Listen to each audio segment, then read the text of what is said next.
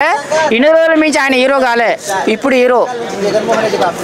Hero Pushpa రికార్డులు నియమ తగ్గేదిలే అని చెప్పేసి భారతదేశం యావత్ ప్రపంచం మొత్తం బద్దలు కొట్టింది ఇండస్ట్రీ, ఈ అన్ని ఇండస్ట్రీలని.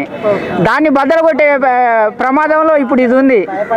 ఇప్పుడు అల్లు అర్జున్ అక్కడ పోతే మళ్ళీ ఆయనకంటే పోయి ఇంకా పైన కూర్చుంటాడు, ఎందుకంటే ఆడ రెబల్ స్టార్ ఉన్నాడు ఆ సినిమాలో.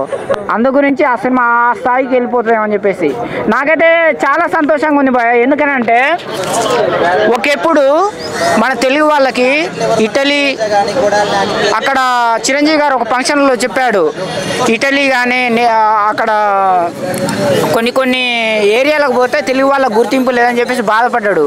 ఇప్పుడు యావత్ ప్రపంచం మొత్తం తెలుగు వాళ్ళకి వెళ్ళి చూస్తున్నారు. అది మన తెలుగు వాళ్ళ దెబ్బ అంటే. దీనికి సంతోషపడాలి మనం. ఏ హీరో అన్నా కానీ, ఏ డైరెక్టర్ అన్నా కానీ మన తెలుగు వాళ్ళమా కాదా? ఆంధ్ర తెలంగాణ పేరుకే విడిపోయింది, కానీ ఏ రకంగానైనా కలిసే ఉన్నాం తెలుగు వాళ్ళం అందరం, ఖచ్చితంగా కలిసే ఉన్నాం ఏ విషయంలోనైనా కానీ. అది తెలుగు వాళ్ళ దెబ్బ అంటే. అది తెలుగు వాళ్ళ దెబ్బ అంటే. ప్రతి ఒక్కరు ఇప్పుడు ఇది టాలీవుడ్, బాలీవుడ్ వాళ్ళు, హాలీవుడ్ వాళ్ళు అందరూ తెలుగు హీరోలతో సినిమా తీస్తేనే డబ్బులు వస్తాయిరా నాయన, లేకపోతే రావు అనే పరిస్థితులకి ఆ ప్రొడ్యూసర్లు వచ్చారు. అది నీ అమ్మ తగ్గేదే లేని కూడా దూసుకుపోతుంది తెలుగు సినిమా ఇండస్ట్రీ. బడ్జెట్ తోటి వస్తుంది, మరి దానికి తగ్గట్టుగా సినిమా ఉంటుంది అనుకుంటున్నారా? ఎన్ని కోట్ల వరకు సంపాదించగలుగుతుంది అనుకుంటున్నారు?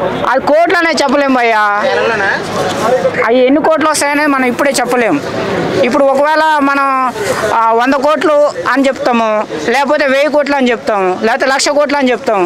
అవి రాకపోతే మళ్ళీ మీ ఇగో ఇట్లాంటి పోరలని అన్న నువ్వు 1,00,000 కోట్లు అని చెప్పినావు రాలేదు, మరి ఎట్లా మరి సినిమా తెగ పెట్టింది నువ్వే అంటారు. మళ్ళీ వీళ్ళు ఏమంటారు అంటే, మొన్న ఎవరు ఒక అబ్బాయి ఆ టీచర్ చూసి ఆ స్థాయిలో నీ అమ్మ 50,000 కోట్లు 1,00,000 కోట్లు ఏమో వస్తాయి అన్నాడు. Game changer cinema. ఆ సినిమా ఏందో మిస్టేక్లో అది కూలిపోయింది. నీ అమ్మ సినిమాని మొత్తం దెంగ పెట్టింది నువ్వేరైనా పాపం అబ్బాయిని తిడుతున్నారు. అది